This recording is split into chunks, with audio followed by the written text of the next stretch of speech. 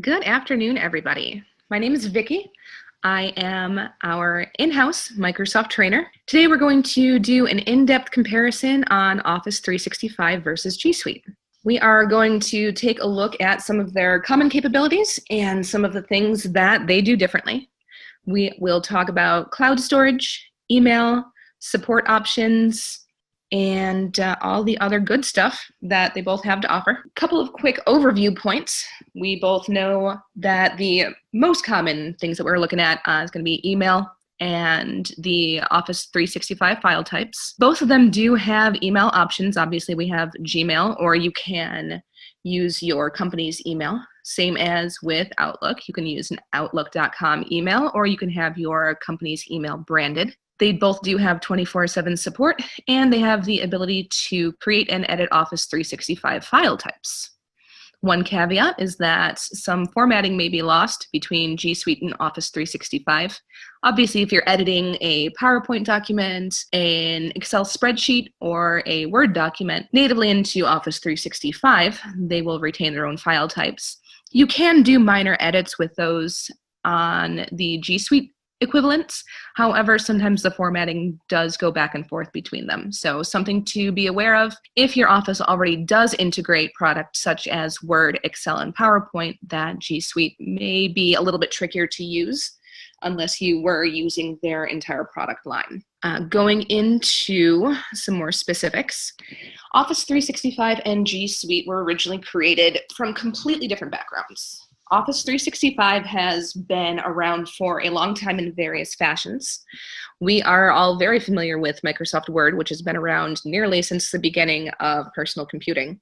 It has obviously grown from there into the other products that we are super familiar with, like PowerPoint, Excel, and the rest. Whereas G Suite started as Google's infamous search engine. From there, it gave the option to start to edit collaboratively with various documents and grew that way. So the background for the two products, despite coming to very similar current iterations, definitely started from different places. And the advantages or disadvantages to those come into play when we start to get into the details.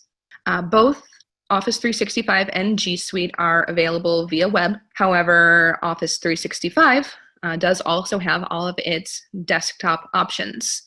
The original programs that we're used to having right on the computer. They are also, with limited features, now available on the web. So there is a Microsoft Word, Microsoft Excel, PowerPoint, that you can do minor edits from the web, share from the web with people that you are working with, and save and share those file types externally and internally. Whereas G Suite, it's online only. You can, with certain limitations, use it offline, but there are no native programs on your computer that you can use standalone. So that is something to keep in mind if you are someone who uses those desktop applications primarily. Office 365 does have the edge there. The other point with that is that the desktop applications are far more powerful than the online equivalents. Online, obviously, you're going to look for speed, stability, ease of use. If you really need to get into the meat and potatoes of those applications, the desktop version in Office 365 is going to be far more powerful. The Office 365 suite is available on Windows, Mac OS, and all mobile platforms, including Windows Phone. I know Windows Phone is kind of on its way out. However, a lot of enterprise companies do still use Windows Phone enterprise-wide. So if you have that integration, keep in mind that Office 365 is available on Windows Phone, whereas G Suite is not. You can use it via web, but it is not natively built in. So something else to consider there. Going on, we're going to cover the big three: word processing, spreadsheets, and presentations. I keep saying Word, PowerPoint, and Excel because those are the ones that we all use the most. In any business, those are the file types that that people are going to need the most access to. So when it comes to word processing, we have the Microsoft product, which is Word, everybody knows and is familiar with, and we have the Google product, which is Docs. Word is very full-featured. It is designed to be the premier word processing software on the market. As you know, as I mentioned before, it has been around absolutely forever and has gone through many, many revisions with many features added and bugs smoothed out. And recent versions have added in a lot of the collaborative features that would have previously given G Suite an advantage, but Word does, or the Microsoft Suite does them as well, and in some ways does them even better because there isn't the loss of data integrity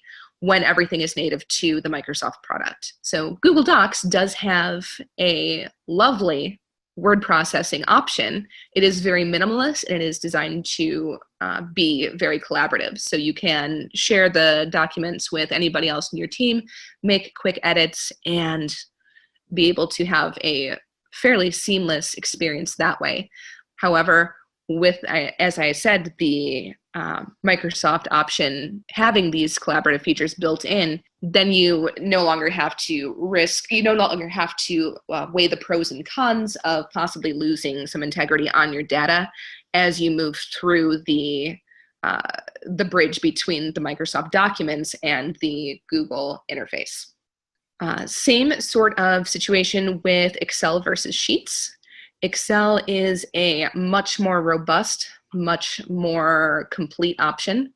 As you know, with Excel, if you have ever dug into things like macros or running programs that are more complex directly out of Excel, those sorts of computations are not available in Google Sheets. Google Sheets is simply a bare bones spreadsheet interface. If you want to do basic mathematic equations, if you are just keeping track of names, numbers, basic information like that, Sheets can be perfectly serviceable.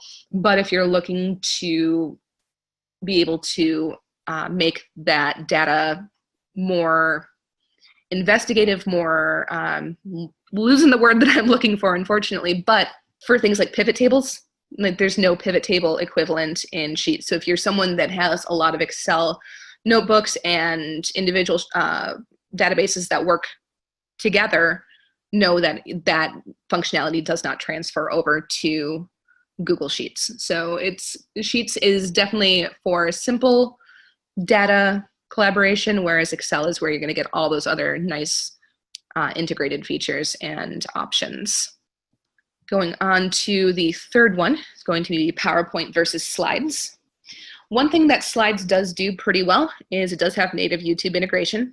Since YouTube is in the Google suite of products, it does nicely slide into Slides, and the integration features are relatively seamless. That said, you do have to have a network connection to be able to use those slides and presentations with any YouTube files that you use.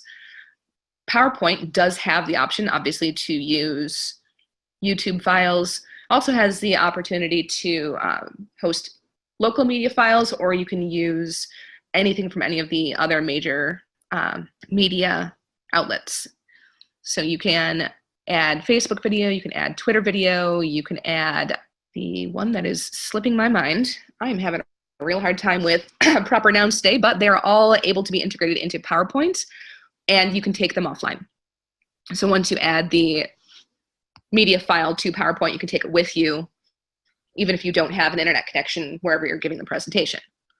Slides does have very clean, very easy to use formatting, but it does not have the number of templates that are available that PowerPoint does. PowerPoint, of course, you can get very, very deep into formatting before you even start to consider the content of your presentation. A lot of the designers that are out there working on these PowerPoint presentations have created quite the library of available templates to where you can create a gorgeous presentation just simply dropping in your data if you are not the type that wants to do all of that creative stuff on your own, you can also use the gigantic Microsoft library of templates. So the PowerPoint option is definitely more, like I said, robust and able to be customized and able to be used offline, as opposed to slides, which is, again, very more limited, easy to use, nice and simple, but if you need something a little bit more in depth, then PowerPoint is going to have the edge there as well. Going on to email. Email is the one that got the most questions about in the registration before the webinar. They do have a lot of similarities and a lot of commonalities. Office 365 has upped their security game significantly. One of the most widely publicized issues with it in the past was that it lacked two-step authentication. Earlier this year, two-step authentication was launched for Microsoft for its entire Office 365 suite. So that's no longer a concern, especially in this day and age when email security is such a significant concern. It does also offer spam filtering, both the Google product and the Microsoft product. Actually, at the end of October, I believe it was actually on Halloween, if not on Halloween, then right around that time, Microsoft did launch an expanded malware detection tool. So it now scans links in real time. With the most recent version of the software, you can hover over a link, and as soon as you start to click it, it will be scanned to see if it is a genuine link that is safe and verified, or if it is flagged as potential malware or spam or anything else that might be dangerous to your computer. So even if you don't have an antivirus solution, which do hope that everybody does have an antivirus solution, but in the event that one is not present or does not catch something, the real-time link scanning is now available in both products. So brand new for Microsoft. They are always looking to up their game security-wise, and they are now completely on par with G Suite in that respect. Both email products do offer extensive calendar integration. They work natively with their own product. They can cross over to the other, although obviously the integration is going to be more seamless when you use either Google Calendar with the Google product, or if you use the Outlook calendar that is built right into Outlook. You can cross them. It's easier to stick with one or the other. And of course, the calendars for Microsoft Outlook also have a lot of options as far as resource management and tying in different types of web or remote meeting options. I'll get into Skype for Business in a moment, but Skype for Business is by default integrated. However, you can also integrate if you use GoToMeeting or if you use Zoom or one of the others. You do have that option to add a plugin so you can manage resources that way, schedule meetings right in the Outlook calendar. They do both have a wide variety of customizable themes. If you're the kind of person who likes to make sure that your inbox looks exactly how you like it, they both have the option to change color, change format, change fonts. However, one thing that the Google product is limited on is that you cannot change the number of panes in the window. So if you like a more simplistic view, you're stuck with a 3-pane option, whereas in Outlook, if you need to kind of reduce the visual clutter on your page, you are able to close some of the sidebars and change it to just a 2-pane or a 1-pane window, whatever works best for you. Both do have the option to put legal holds on inboxes. If you have an employee that had access to sensitive data that is no longer with the company, they do both have the option. Something that's always been available with the Microsoft product was recently rolled into the Google product as well. So that is an extra layer of internal security where you can lock down those inboxes if you find yourself in the need to do that. Taking a closer look into the differences, Outlook has the desktop software that we all know and love, has been around for many, many generations and gets better with everyone. It is bundled right into the Office 365 product suite at the enterprise pricing level. So there is a business option where you have only the web version of Office 365. For the most part, I am talking about the full product suite. The third-party options are the only ones that are available for Gmail. So you can use Gmail in Outlook if you happen to have the product, but you are using a Gmail-based email service. However, there is nothing native. Again, everything with the Google product suite is online only. Outlook has their intuitive folder organization system, much like it mirrors Windows, the folders that you're used to seeing on your personal computer. You see the same thing in Outlook. You can organize your email into folders. You can have them route in certain ways. You can set rules and quick steps to organize your email options. That is a whole webinar in and of itself. The amount of customization that can go into that, it is extremely robust, extremely thorough, and excellent for maximizing your productivity. Gmail does have its default smart sorting categories. When you first open a Gmail account, it's going to have a number of tabs. As your email starts to filter in, it will assign priority levels to the different types of email that you receive. So it's going to start that sorting right out of the box, as opposed to with Outlook, you have to go in and customize it. That said, you are limited to their default smart sorting categories. There is no option to change those. You can eliminate certain ones, but there is no customization there. You can add tags and folders to search that way. However, it is not quite as robust and thorough as Outlook is, and there is no equivalent for rules and quick steps. Rules and quick steps are really, really nice because anything that you do repeatedly, you can set to automate. With a click of a button, you can send a certain type of reply. You can forward an email. You can set a rule to just automatically forward certain emails, route them to different folders. Unfortunately, those sorts of features are not available in the Google product.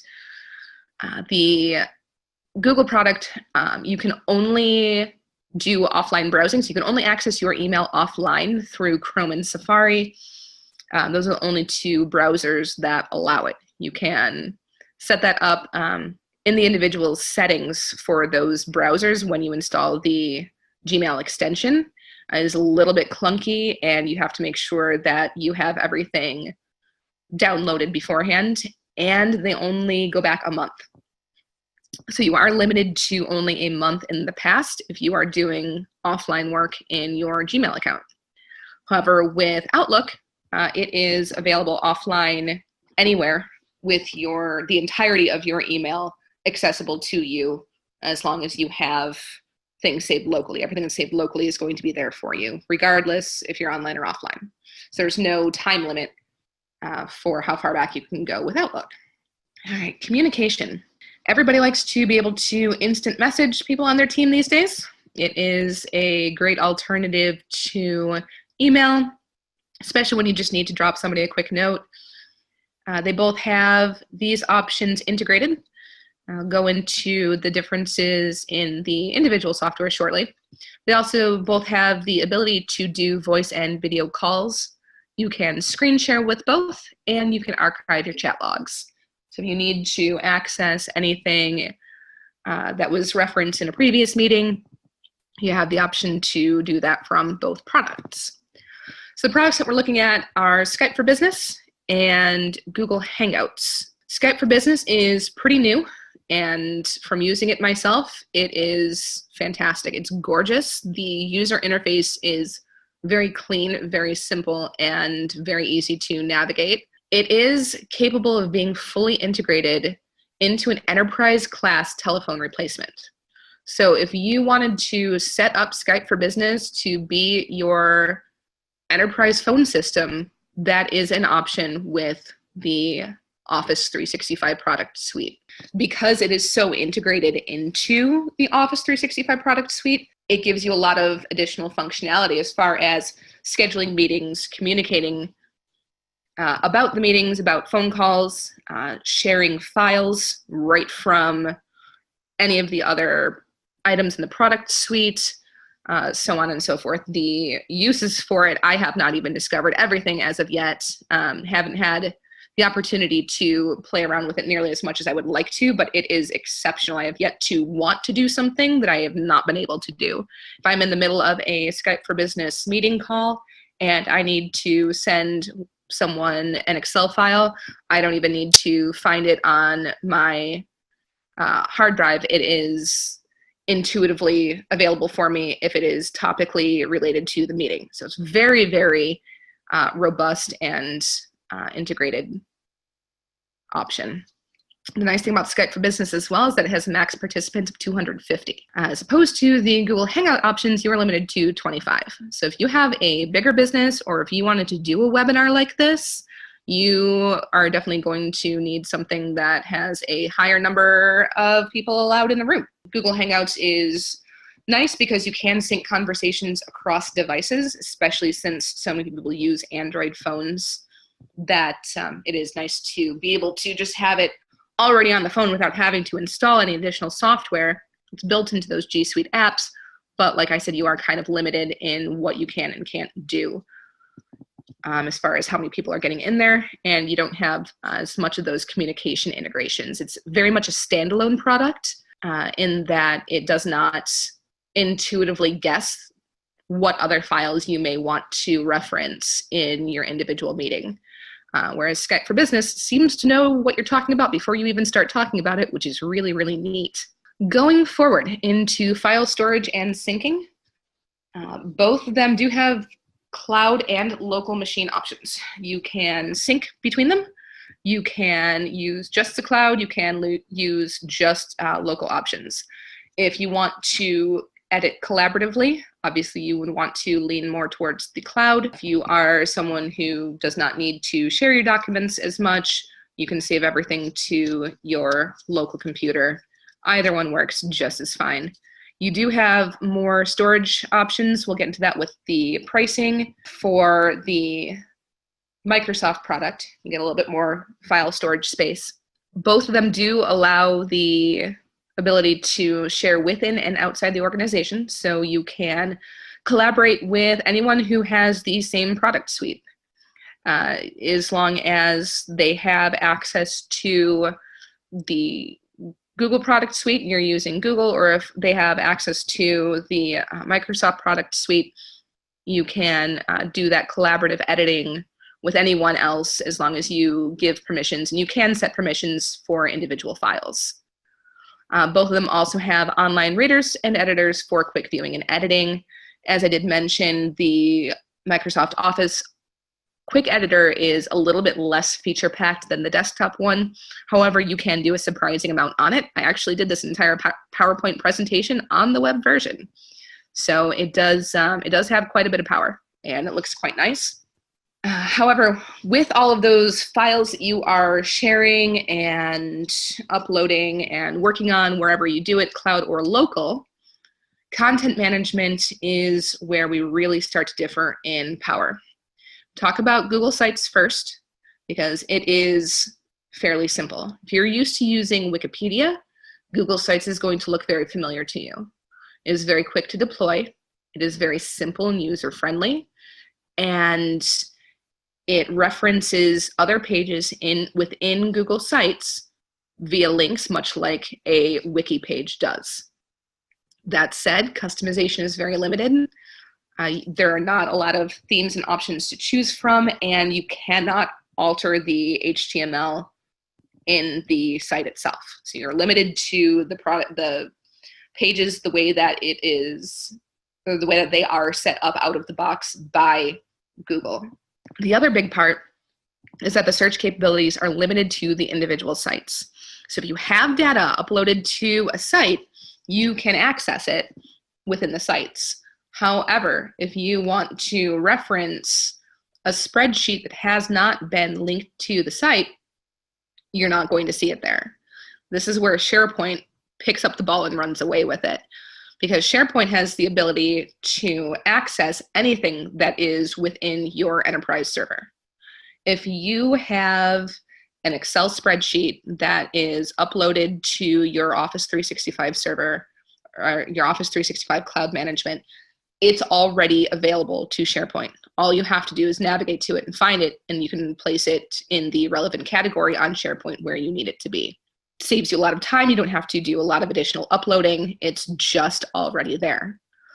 Also gives you the option to check in and check out to prevent simultaneous changes. So if you and a partner are working on something, especially let's say it's something that is like an Excel spreadsheet that has some macros built in, where if you alter one point of it, it changes the functionality of the entire sheet. It's very important to have that check in, check out, so that you're not writing over what the other person is doing and breaking the functionality of the document that you're working on. It also does include metadata tagging. So very similar to how sites functions, how a wiki type page functions, SharePoint does also use links to reference pages within itself. It just has that additional option to also reference files that are elsewhere in the enterprise. It does also keep track of version histories and related documents. So if you make a change to a document within SharePoint or a page within SharePoint, and you wanted to know what changed, say that you're looking at something and you need to know what the difference is from the way that a certain workflow used to be, you can look back in the history and go, oh, this is how the workflow was before, this is the change that's made now. Whereas within sites, it does not keep track of that. If you make a change, the change is there.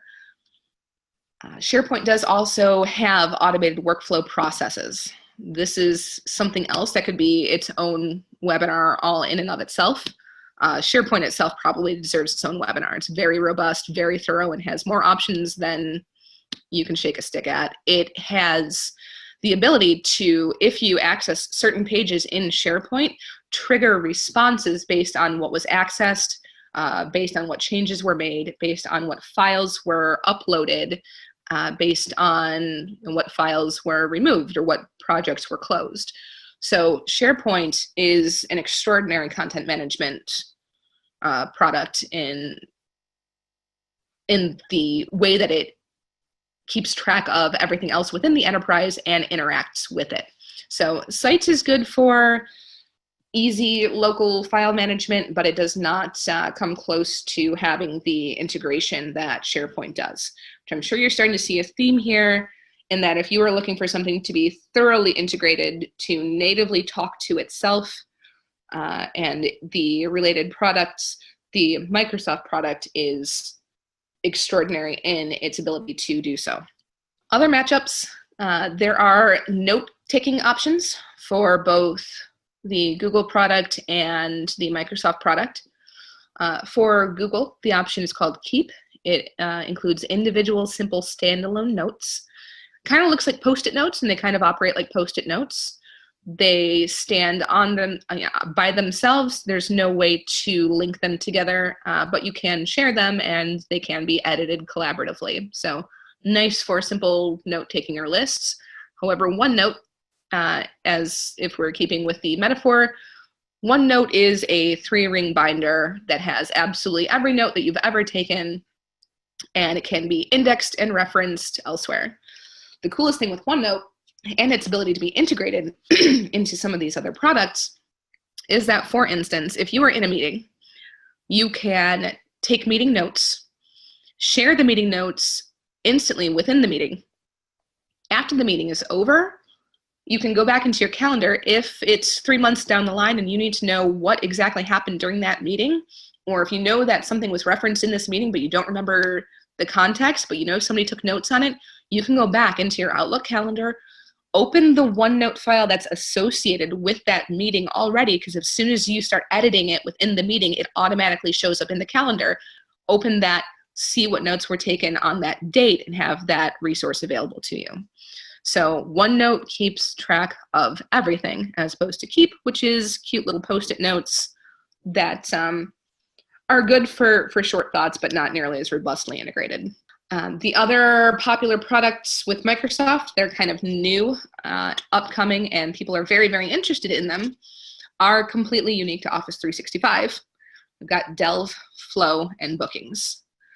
Delve is a piece of software where it looks at everything else you're doing within Office 365 and immediately shows you what it thinks you are most interested in. It's going to show you files that you've recently accessed, files that people on your team have recently accessed. It sees, say that you email with a direct team member more than anyone else, it's going to start showing you things that you've worked on with that person as a priority over, maybe some other email products or email conversations that you didn't really need to know about, that you didn't interact with. It's very, very intuitive, and it's a great place to, at a glance, see everything that you're working on. It does, again, show Word documents, PowerPoint, Excel, emails, even notes about topics that you have been discussing frequently. Delve could probably be its own webinar as well. It's a very unique product that no one else has. Flow is the workflow organizer. It creates flowcharts. There is no equivalent in the Google product. So if you are someone where flowcharts is a big part of your day-to-day business life, you're going to want to stick with the Microsoft option. It is there, and it integrates, again, with everything else. Same thing with Bookings. Bookings keeps track of your meetings, but it also allows external integration into a website or email so that you can reach out to clients as well and have them have an option to schedule meetings or appointments or visits or whatever else you need. So anything that falls within those three categories is completely unique to Office 365. If it sounds like something you need, that is where you are going to find those options. Going on to pricing.